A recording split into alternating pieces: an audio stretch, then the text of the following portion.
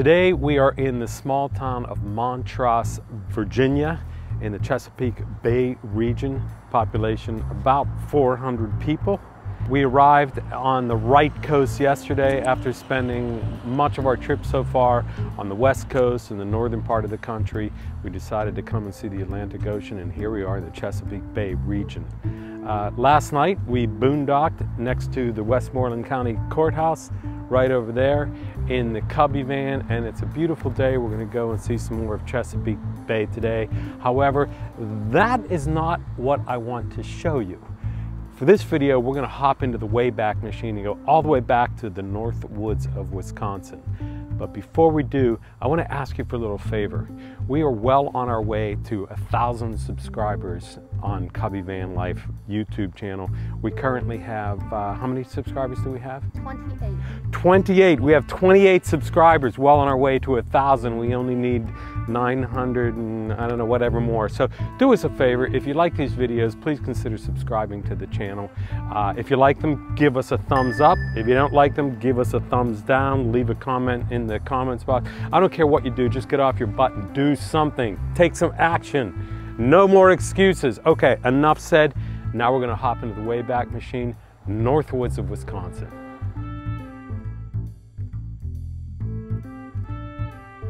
So here's the Cubby van parked on the side of a dirt road in the North Woods of northern Wisconsin, on our way to a place called Beaver Lake, and we ran across this sign here at this intersection, apparently a very important location, because here's what the sign says. The pine stump in the triangle north of this sign has been a landmark for explaining directions to Mellen, Marengo, and Sanborn since the time the tree was cut down by neighbors James Jensen and Joe Modor during the last week of November 1892. The felled tree was skidded to a sleigh road by Archie Gilchrist and his son Billy with 2 teams of oxen and loaded onto a sleigh and hauled to the Mineral Lake sawmill. Wow. This must be an absolutely incredible stump for them to go to the trouble of placing this landmark signage here. Let's take a look at it. And here it is. Yep, that's it. Apparently this is all it takes to be considered an important historical landmark in the North Woods of Wisconsin. Now, if you were within 50 feet of this thing, it might be worth a detour. However, if you're any farther away than that, I would highly suggest bypassing this particular attraction. Beaver Lake, on the other hand, was definitely worth the stay, and here's Nita preparing some delicious appetizers for happy hour. And here's the beautiful lake that we stayed on, actually for 3 days, where I caught a bunch of bass, bluegills. We had a lot of fun. And we also did some hiking on the North Country Trail, which at 4,600 miles is the longest trail in the United States, and it cut right through the campground. So it was not only convenient, but beautiful as well.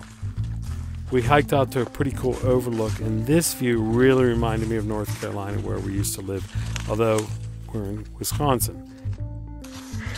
We also came across a crazed wild animal in the forest, but we hadn't originally planned on staying more than one night at Beaver Lake, so we needed some supplies.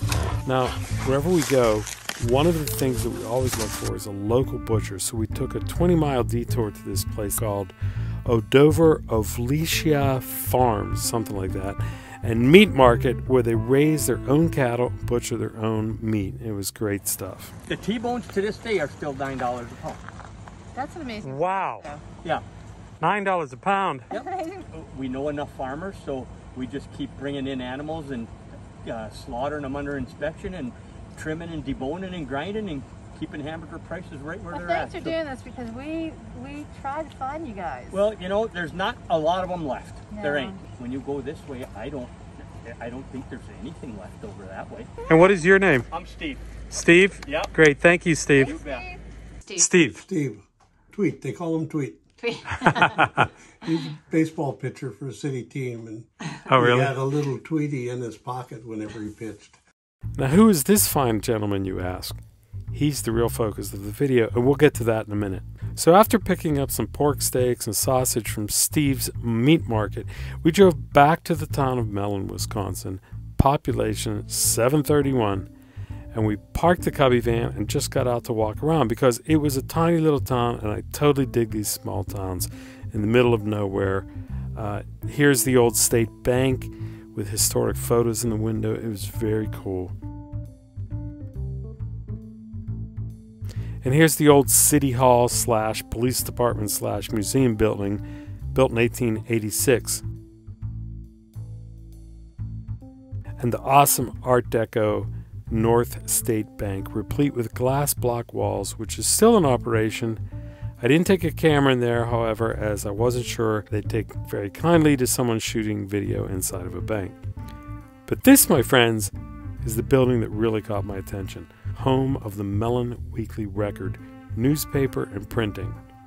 There was a box out front selling copies of the Mellen Weekly Records for 75 cents a piece, and I was just absolutely fascinated that a newspaper in a small town like this could still be publishing. Fascinating fellow. Here he is. My name is Jim Crystal, and we own and publish the newspaper here in Mellen, Wisconsin called the Mellen Weekly Record. It's been a newspaper since 1901, and we are an independent newspaper not associated with any conglomerate, big corporation type news organizations. We've had it going on 44 years. That's over half my lifetime. I worked at a newspaper commercial print shop in Park Falls, and we did commercial printing for the Mellen Weekly. And the owner was retiring, and he made an offer that I couldn't refuse. We do good business, mostly subscriber-based, pretty close to 1,000. We mail all over the United States. So we get a little more light right here. It's kind of a dark dungeon. Typical print shop, junky as all get out. This is the letterpress, and I'm doing just numbering on here. This has got to be probably 100 years old. Okay, so it touches.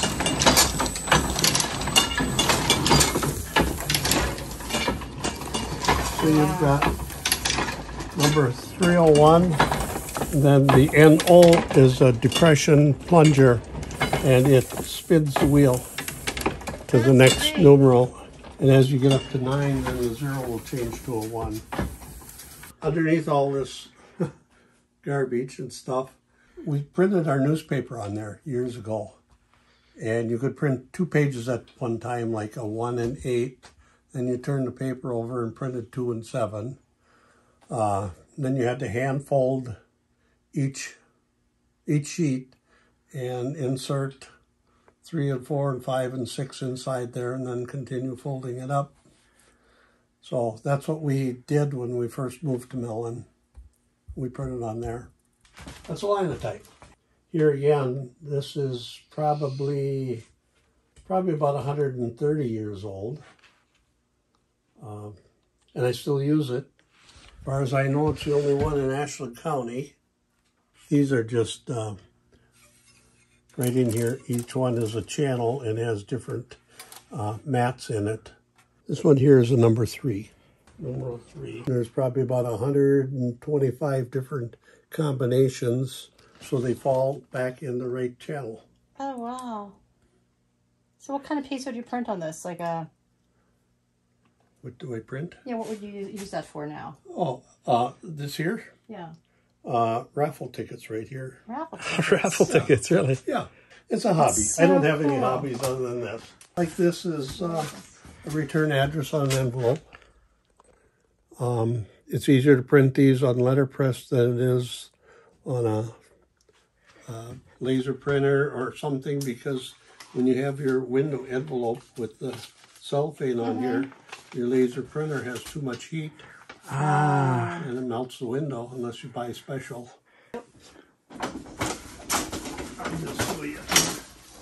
Okay, this top one is 8-point type.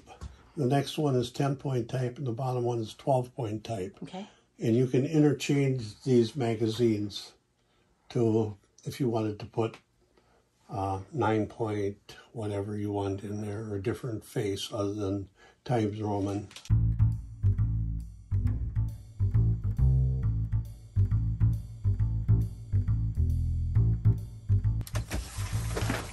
I love it. Oh, This wow. is all hand-set lead type individual letters. Here's a capital T, capital S, my bad. Here's a capital T. So when you do this, you have a composing stick and you line them all up in there. It's not bad setting it, but the real problem is putting it all back after you're done. Most printers have actually just dumped this in a bucket and sell it as lead. Scrap lead. Wow. So I've been in printing my whole life and got ink flowing through the veins. Hard to get rid of that, I guess. Thanks again to Jim Crystal for giving us a tour of his facility and being so gracious. He's a great guy. If you're ever in Mellen, Wisconsin, pick up a Mellen Weekly, stop in and say hi to Jim. Now, while we were at Beaver Lake, we also made a day trip to Ashland, Wisconsin, home to soon-to-be famous fashion designer Mr. Seth Pekrivka. We went up there to take a tour of the famous murals that they have on all of the buildings in town, and we're going to show that to you right now. Ashland, Wisconsin is about 20 miles north of where we were staying at Beaver Lake on the southwestern portion of Lake Superior, and it's a city of about 7,900 people filled with beautiful old late 19th, early 20th century architecture, including this building known as Ashland City Hall and Police Station, originally the Ashland Post Office, built in 1892. But of course, like all towns, it's not without its serious shortcomings, this being probably the most major one. But we were really just there to see the murals, and if you go to Ashland, make sure you stop at one of the local businesses and pick up one of these brochures, which is a walking tour and map of all the murals in town. There are about 21 of them. Now, this isn't a complete tour, but a snapshot of some of our favorites. All of the murals were painted by two very talented local artists, Kelly Meredith and Susan Prentice Martinson. This is the historic Ellis Avenue mural featuring Northen College's Wheeler Hall, the Knight Hotel, and the old Ashland High School. And here is definitely one of our favorites, is the waitress mural. This one honors Florence Larson and two other women who were waitresses at this building back in the 1940s. And here's a fabulous, huge, block-long mural called the Ore Dock mural, which depicts the Ashland ore dock built in 1916. At 1,800 feet long, it was the largest concrete dock in the world. Below the monumental top portion of the mural are 21 postcards telling the history of the varied uses of the structure and photos of those involved with the ore dock over the years.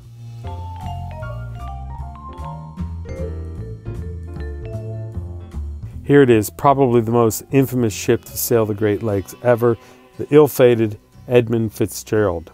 The legend lives on from the Chippewa on down of the big lake they call Gitchagumi. The lake, it is said, never gives up her We particularly love this painting of these two teenagers about to jump into the lake from the sides of the dock. You go first. No, you go first. And sadly enough, this mural is literally down an alley behind a bunch of dumpsters and is clunkily named Aviation, 1920s and Jazz Era, and Schiller Shoe Store Mural. Quite a mouthful there. It wraps around the corner behind a bunch of parked cars, but it's still beautiful just the same.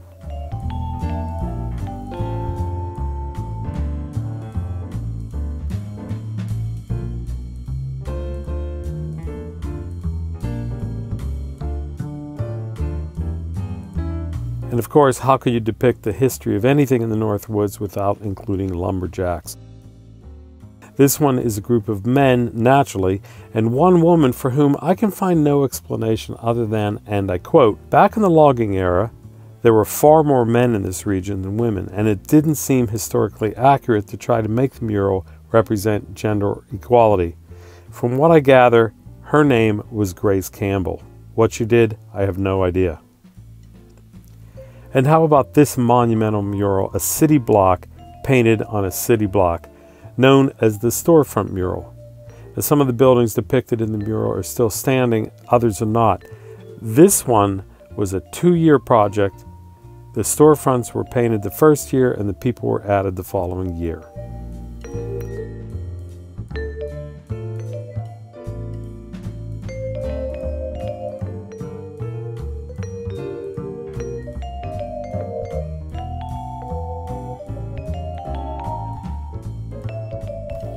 of course, love this one too. The Women of Ashland, simply known as the Women's Mural. A collection of notable women from around Ashland, I assume, including what I believe to be a self-portrait of one of the mural artists themselves, Susan Prentice Martinson. Just fabulous.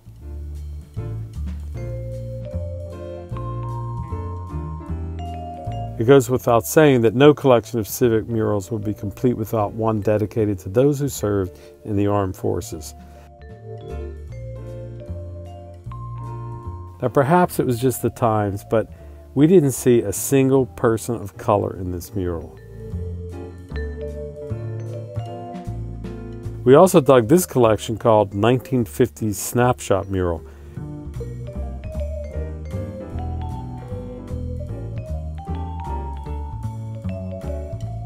Pretty much speaks for itself, except this. Is this the dad? The creepy uncle?